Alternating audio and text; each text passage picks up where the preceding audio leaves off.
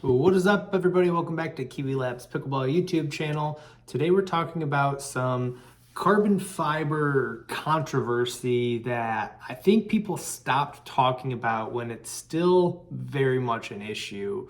Even I thought it was gone, but it's not. So stay tuned, let's get into it. So in this video, I won't be naming any of the factories that I've talked to or any companies involved. It just doesn't seem fair because I don't know if these companies are still using these factories and all of that stuff, but it is still an issue. Now, another thing is just a quick background. I've been developing paddles for, not a ton of time, but a decent amount of time. I've worked with, easily 10 factories plus, if not more, including designing and ordering paddles. So I've gotten to see how all this stuff works pretty closely.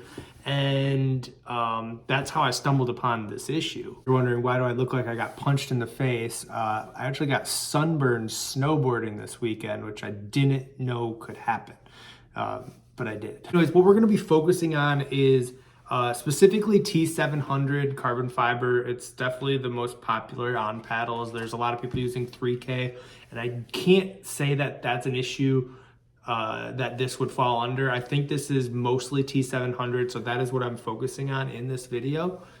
We focus on the T700 is technically the raw T700 carbon fiber, which both these paddles have. These are just two different prototypes that I have to show an example.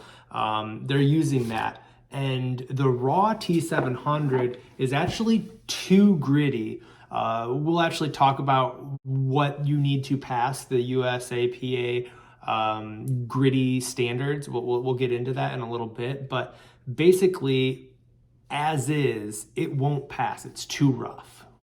There's two solutions. In this hand, the solution is to hand polish within roughness standards. Or in this hand, which a lot of paddles, especially carbon fibers, did because it's cost effective, because hand polishing is a lot of work, is a spray coating. That actually evens out, fills in the roughness gaps, and creates another texture. Now, personally, we steered away from that. We did try it out. I'll insert a couple of shots here where you can see if you want to test or know what kind of surface your paddle has, you can easily just shine a light, and if it's reflecting, you probably have a spray coating on your carbon paddle. The real issue here is with the raw surfaces that were hand polished or not. So let me tell you what we do. Our surfaces, like I said, are hand polished down within roughness standards. Now, those standards for the RZ number on a roughness tester, it needs to be under 30 on average. Now, you send 6 paddles in to be tested, and they will do, I think, 3 tests, if I'm not mistaken. And throughout those, you need an average that is under 30 or it's too rough. Ours right now are coming in at 27.8 because I think that's a safe number. We want to keep it as rough as we can, but we don't want to risk going over. So that is where we landed, 27.8, and it obviously varies. It's an average of, we did a test of 10, so 10 times 30, whatever, 30 different RZ scores that we averaged for that. So 27.8 is what we had, which I just think is a good example to keep in mind. And now you're like, Larry, well, what's the problem? You're rambling now. You're right. I am a little bit, but here's where it gets juicy. These factories are encouraging people to only do the first 6 paddles or your first sample batch that you get, the one that you're eventually going to send off to be tested.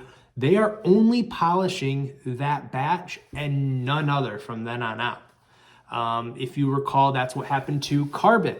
That was the whole paddle scandal they went through. So you'd think that it was solved, or at least I thought it was. I didn't think it was an issue anymore because Carbon made all the pickleball news about it, and you'd think every factory has heard about it too.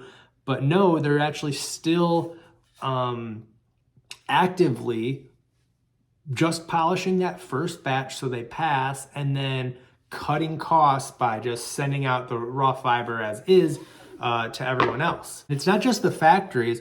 they do make it pretty clear that they do this. It is the actual brands who are choosing not to do this to cut costs. I had a decently long conversation with my factory about this, and I even sent them an article about what happened to carbon. They actually didn't hear about it, and I just let them know how important it was to us that all of ours are polished, and that we don't want to, we don't want to send out the product that we didn't test. That seems just absolutely silly. Like, yeah, I guess it'd be grittier and people would maybe enjoy that, but you know, if anyone used it for a pro play or whatever, we'd immediately, it's a disaster. It's silly. Who would not do that, is what I thought. But these brands, and like I said, I was saying, my factory actually sent me a screenshot of what they said was a major brand. Again, not saying anyone's name or anything, but they requested 3 extra paddles be polished for spot checks. That they actively don't want to have them all polished. They just are keeping a couple polished on hand in case they need it to be approved, which I was just like, I don't know. That's what made me make this video, because I thought we were over this as like a pickleball development community, I guess. And I'm kind of shocked about it. And you're probably thinking, is this just one factory, one case? And I don't think it is, because I was the first person to have it built into my paddle quote, an extra fee to have them all hand polished. It wasn't like an actual line item they had. So it's obviously a real issue. I think it's actually a decent, it's like an extra $2 or $3 a paddle, which doesn't sound like a lot, but in the scope of things, it is, which again, we're gladly paying, because it's, again, it's just unheard of to not do that, in my opinion. I don't know. It blew my mind, sincerely. Now, the scary part of this for me is the fact that there's people who are maybe in this paddle making community for the wrong reasons. If you are trying to get just a raw carbon fiber paddle, you want to check all the boxes of what's popular, and you don't care about the quality, and I don't know, it's obviously happening. And that's kind of what scares me. Like, finding some of these factories, getting into this business, it's accessible nowadays. Like, people can do it. And that's what scares me, because there's the more and more that pop up on the market, you know, who's going to be testing them? Like, are you going to be, as a consumer, now need to buy a $1,500 roughness meter to start testing your paddles to see if they're accurate? Like, no one's going to do that. And then on the flip side, are you grateful you do get a grittier paddle? Or is it going to be an advantage if you're doing rec play? Like, obviously, that's the only kind of play I do. So I'm like, yeah, who wouldn't want extra spin on their paddles? But it's just, at the end of the day, it's not fair. It's I was going to say moral gray area, but it's not. It's just not a good thing. I mean, I guess it gets in a gray area when you look like Diadem's doing the Vice concept paddle as a way to get around. We're not getting it approved because it won't be approved, but hey, go buy this and smoke all your friends at the court. It's just it is unfair, but I guess there's a lot of paddles that people probably have that say USAPA approved, and they're not, technically. So maybe I'm making a bigger deal out of this than I should, or whatever, but it made me want to sit down and make a video, because it sincerely, I found it very interesting, at the very least. So if you did stay tuned and watch this whole thing, I thank you for that, and stay tuned for, you know, I'm making pickleball videos, so hang out here. Thank you guys so much for watching. I'll see you later. Bye.